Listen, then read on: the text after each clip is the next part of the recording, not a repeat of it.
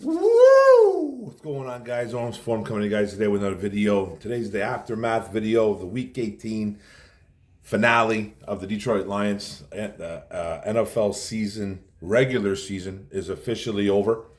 And the Vikings came into Detroit, and it was the last game of the year. Lions ended up winning this football game 30-20 for the Detroit Lions. Vikings falling to 7-10. And the Lions moving up to 12-5. Great record. Haven't had 12 wins since 1991, I believe. So really solid there. Finish off the season strong with a win over the divisional rivals, Minnesota Vikings. On to the playoffs. But let's get to the injuries first. We do the road team, and that's the Minnesota Vikings. Usually the in-game. Didn't really have a lot of in-games with injuries with the Minnesota Vikings that were really reported. Offensive guard Ed Ingram. Offensive tackle Brian O'Neill had an ankle. Ingram with the shoulder. Cornerback Mekhi Blackman with the shoulder. And Byron Murphy knee. We're all inactive. And they missed that entire game. Now the Lions had some injuries during this football game that we can talk about. Tight end Sam Laporta with the knee. And it looks like it's a hyperextension, bone bruise. Dan Campbell thought it was worse than it looked. No, he thought it was worse. He thought it was worse when it happened because he got his knee bent right back, planted right into the turf, and just kind of stood there, and his knee got jacked back, and it looked really bad. And then wide receiver Khalif Raymond went down with a knee injury as well.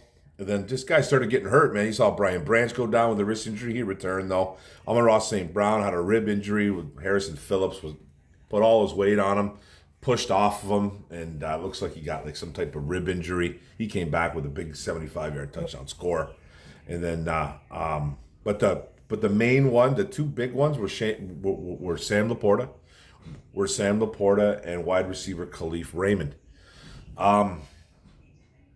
The Laporta injury, it looks like right now. Campbell came out and he said something along the lines of there's an outside chance he could be playing this Sunday night. So there's an outside chance. Like I said, is it a hyperextension? Is it a bone bruise?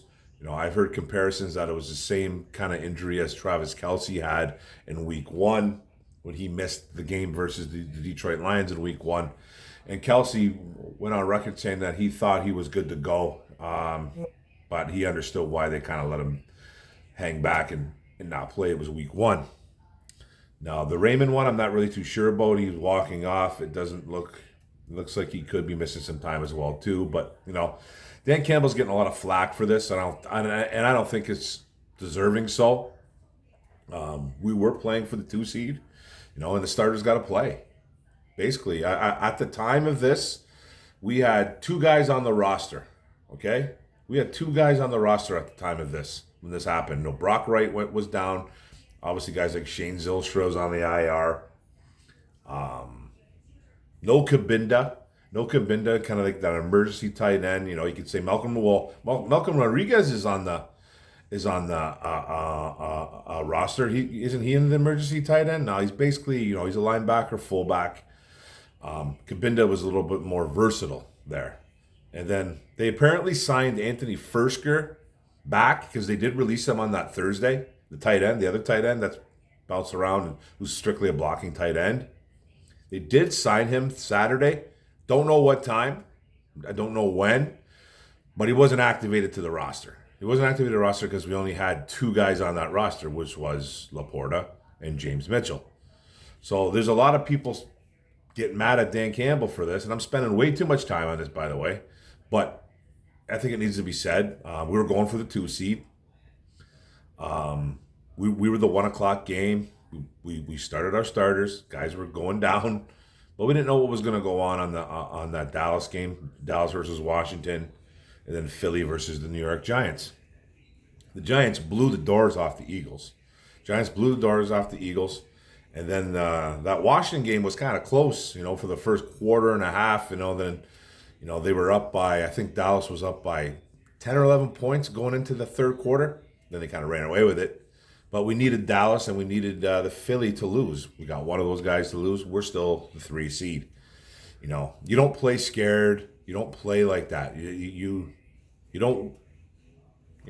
I understand saving guys. I really do.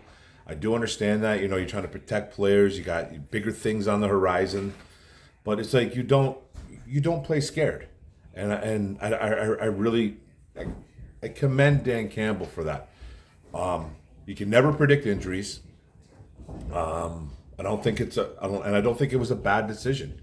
People just wait to see when this guy makes a possible mistake, and I don't think this was a mistake. Now there's a chance he plays, there's a chance he doesn't. If he doesn't play, it's a huge blow to the offense, 100%. He's the second leading receiver on the team. He's the second option through the air. Amon-Ra, then him, and then you just have to look at this, man, and hopefully a guy like James Mitchell can bounce back and be like a guy that can be not the go-to guy, but you're hoping that James Mitchell can come and be a decent part of this offense for one game if Laporta doesn't play. Brock Wright's supposed to be coming back. He's no Sam Laporta. Mitchell's no Sam Laporta. We understand this. There's talks of signing Zach Ertz. So it's I'm not mad at the reasons why he played him, because they were trying to go for the 2 seed. And they were trying to get their best players out there, and injuries happen. So it's unfortunate. It sounds like there's a chance he could play. If he doesn't, let's hope guys like James Mitchell can step up. We need J-Mo back. We need guys like Josh Reynolds to step up. Donovan People-Jones is a big body too, so we need some of those guys to step up too as well, and I think we can. So, yeah. So, injuries happen.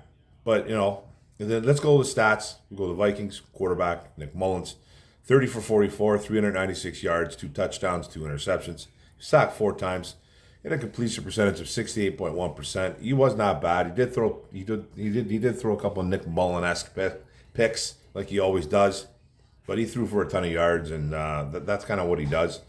But he's prone to throwing up turnovers.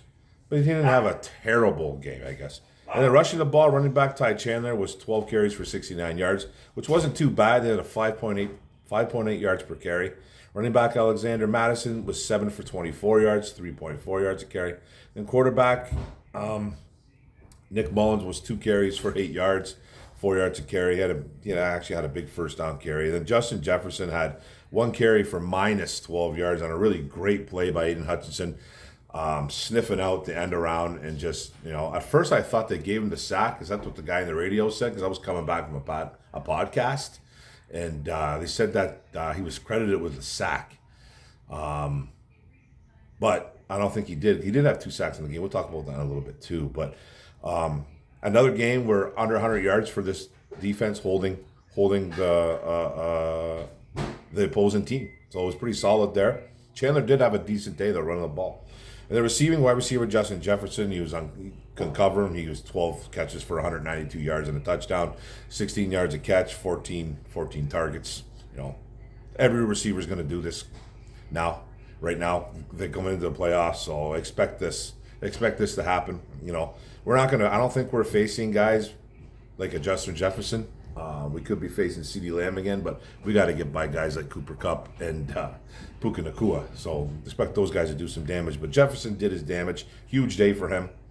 10-end Johnny Munt was 5 catches, 58 yards, 11.6 yards a catch, 6 targets.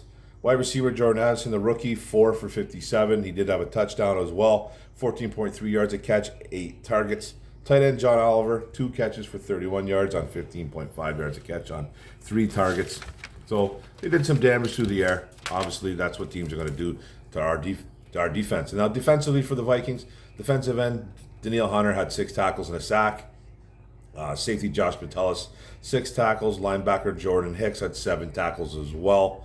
And then safety Cameron Bynum, 7 tackles. Linebacker Ivan Pace Jr., 6 tackles. Defensive tackle Harrison Phillips, 6 tackles as well. Not a lot of playmaking going on in that Vikings defense, which they normally have. They did have the sacks, but no turnovers, no forced fumbles, no interceptions, none of that stuff. So, they didn't have a great day defensively. Still got 30 put on them. Now the Lions. Go to the Lions. Quarterback Jared Goff, was 23 for 32, 71.8% completion percentage. He was great in this game. He really was. 320 yards, 2 touchdowns, sacked only once, 0 interceptions. He had a really solid football game. Now, rushing the ball, running back David Montgomery was 10 carries for 40 yards and a touchdown, 4 yards a carry. Running back Jahmyr Gibbs, 13 carries for 30 yards and a touchdown, 2.3 yards a carry. Running game didn't really get going too much. There was only Montgomery and Gibbs actually ran the football the whole game. No end rounds, no sweeps, nothing like that. We only got 70 yards rushing. I think Montgomery did get over 1,000 and did get 13 touchdowns. He had one of his best years as an NFL running back. So, and then Gibbs just was short of 1,000 by about like 50 yards or so, or something like that. So, great year for the rookie. Great year for Montgomery. Run the football. This game wasn't all that good, but they did both get in the end zone, which is a bonus. And the wide receiver, Amon-Ra St. Brown, the usual suspect. 7 catches, 144 yards and a touchdown, 20.6 yards a catch. On 10 targets. Wide receiver Khalif Raymond had 2 catches, 50 yards, 25 yards a catch, two targets. Wide receiver Josh Reynolds had 5 catches for 44 yards, 8.8 yards a catch, 7 targets. And kudos to Ben Johnson, Dan Campbell, Jared Goff for getting Josh Reynolds the bonus. He needed like 30, I believe he needed 35 or 37 yards to get like $250,000 bonus. Then he needed to get a touchdown to get another extra $250K or $500K or whatever it was. They tried to get him in the end zone. They threw to him twice, I believe, in the red zone, trying to get him that touchdown as well to get him a couple extra incentives. But he did get at least the yardage, and he did get a little extra coin in his pocket, which is always good. You know, that just shows that this team cares about their guys, because they could have packed it in.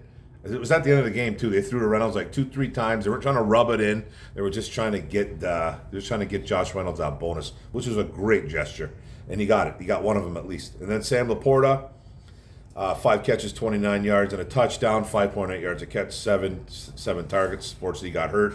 Hopefully, it's not long. And then wide receiver Donovan Peoples-Jones did have 2 catches for 25 yards, 12.5 yards a catch, two targets. And the tight end James Mitchell had 1 catch for 24 yards. And if you've seen the catch, it was a very nice catch. Goff's running to his left, kind of throws off balance. Not the greatest throw, but kind of on target. Mitchell goes up, outstretched, makes a really nice catch. That's why I kind of trust Mitchell a little bit. He's got really nice hands. He's not Sam Laporta. I'm not trying to compare him, but I think we can get away with a game, possibly 2. Hopefully we don't have to miss Laporta, but if we have to, James Mitchell I kind of trust a little bit. He was a 4th or 5th round draft pick a couple years back, who probably should have went in the 2nd or 3rd, but he had some injuries going on in college. I think this guy can maybe step up for a game, possibly 2. So it was a really beautiful catch if you've seen the catch. 24 yards a catch, 1 target. And then offensive tackle Dan Skipper had a catch for 4 yards. Eligible, getting in there, made sure everybody knew. 4 yards a catch and then 1 target. So, and then the defense, linebacker Alex Anzalone had 9 total tackles. Linebacker Jack Campbell, the rookie, had a very nice game, 12 total tackles and a sack. Cornerback Cam Sutton, 9 tackles and an interception. Linebacker Derek Barnes, 5 tackles. Defensive back C.J. Gardner-Johnson had 4 tackles and a pick. Interception as well. Yep. Defensive end Aiden Hutchinson, 4 tackles, 2 sacks. Again, and he's gotten like 5 sacks in 2 games. He's clicking right at the right time. And then safety Ifeatu Malafano had 5 tackles, and then defensive tackle Levi Muzurike had a tackle and a sack as well. Now, the Lions win this game 30-20. We'll talk Lions in defense, talk Vikings offense and defense. The Lions offense, they were very good through the air. They were extremely nice through the air. They didn't run the ball well. They did get in the end zone twice. They never really looked back when they took the lead. Minnesota made it close. They scored those 2 touchdowns, Detroit, and then kind of never looked back. Like I said, Goff had a really nice day. Amon-Ra did his thing. Play action was working, even though the run game wasn't fantastic. Goff was crisp. He was throwing nice passes. He was using the field really well, using his vision really well. Offensive line played well in pass pro. So they played a nice, clean game. Running game could have picked up a little bit, but it was okay. dropped 30 on a pretty good defense, and that's all she wrote. And then that Vikings offense, Nick Mullins did his thing. And like I'm telling everybody, when my preview comes up, and I'm going to be doing my preview for the Rams game in a few days, expect any quarterback to come in here and just drop dimes. That's basically what's going to happen. Stafford's going to do it. Nick Mullins just did it again. Guy's thrown for like 700 something yards, 800 yards against us in 2 games.